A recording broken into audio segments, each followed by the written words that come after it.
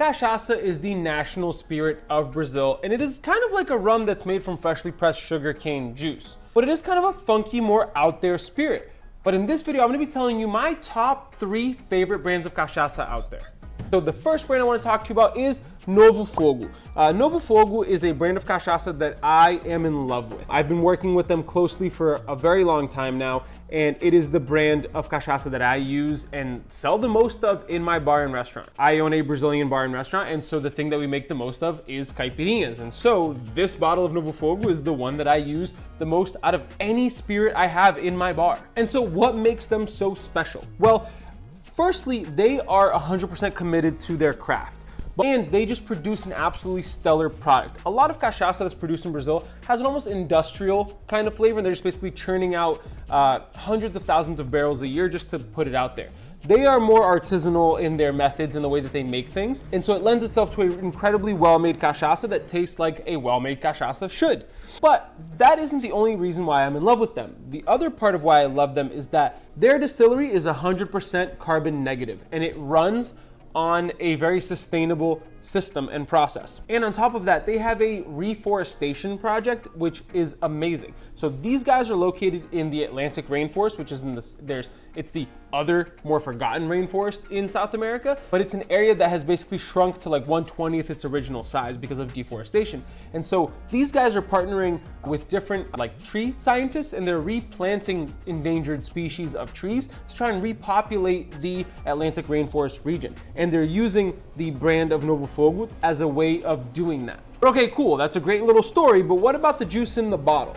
Well, this is their bar strength, which is about 43% ABV, so it stands up a little bit better in a caipirinha in my opinion, and it has a very clean flavor. But why am I talking about it? Let's taste it. That's so good.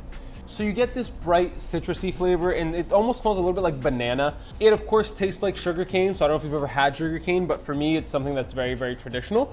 And it tastes like a sugarcane. It's just alcoholic sugarcane.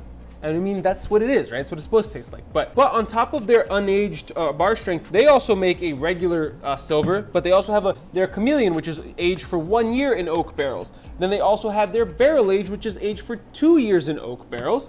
They have their Tanager that's aged in zebra wood, which gives it this really crazy red coloring. They have their Colibri, which is aged in Amburana wood, which is another very popular Brazilian wood. And they have one that was barreled just for us, and it's a single barrel aged for 18 months in oak barrels that I absolutely love. The next brand of cachaça I want to talk to you about is Jman, or Germana for my English-speaking friends. It is a very, very traditional brand of cachaça that's been around for over 100 years. They are made in the town of Salinas, Minas Gerais, which is actually famous for its cachaça production. They are made in a very traditional way, and they have a couple of expressions. They have their unaged silver, which I have run out of because I've used it quite a lot. They have their Caetano, which is aged in Amburana wood, and they have their Palha, which is aged in balsam wood. They have incredible quality to them, and they are very, very, really good to use in a cocktail, like a caipirinha, or to invent your own, or to even sip on its own. All right, let's give their Palha a little taste. The one that's aged in balsam wood is very light, and the really fun thing about cachaça is that every type of wood that you use to age cachaça imparts a different flavor to it. Incredible. You get that raw sugarcane flavor, but you do get a lot of that balsam wood as well. Now, for an honorable mention before we get to the third and final brand, is a brand of cachaça that I recently got my hands on, Aada. This is a brand that started in the US recently, and I've actually been really surprised at how much I enjoyed this brand. We have here their Carvalho, which is aged in oak barrels, and then they have their Prata, which it's very clear, but it's actually aged in Amburana wood, which I think is incredible. The branding is absolutely beautiful, and I just think that these bottles just stand out a lot. So let's taste this Prata, which is typically a cachaça that's unaged, is gonna taste very, in a very similar way to other unaged cachaças. It tastes like raw sugarcane and things along those lines. But a Jornada has actually aged this a little bit in Amburana wood, which hasn't imparted any color, but I think it has created an amazing mixture of flavors that is just out of this world. It doesn't look like an aged cachaça, clearly, it's completely clear, but it tastes like an Amburana Cachaça, and I absolutely love that. But you still get a lot of that more raw, unaged flavors as well for a really beautiful mixture of flavors. These guys are new to the block, and I think that they are doing things the right way, and I love what they're doing. And the last brand I want to talk to you about is Aada. Aada is a brand of cachaça made in Rio de Janeiro, and it is actually one of the most widely available, I believe, brands of cachaça in the US. They have a bunch of different expressions. They have their Amburana, they have their oak, they have a still strength, they have a regular silver, as well as a balsamo, as well as a bottle that is probably the rarest one in my cachaça collection. It is a cachaça aged in Jequitibá Rosa, which is a type of wood it kind of imparts like a almost pinkish color to it. And Aada, I have only one gripe with them, is that I find that they're a little pricey for what it is. Their quality is incredible, but these bottles do run anywhere between like $40 and sometimes $60. And if I'm not mistaken, the Jequitibá Rosa goes a little bit more expensive. And I'm not saying that they're not worth it. I think that they certainly are, but compared to the other brands that I showed you, those are a lot more accessible. But that is not to take away from the quality of this brand.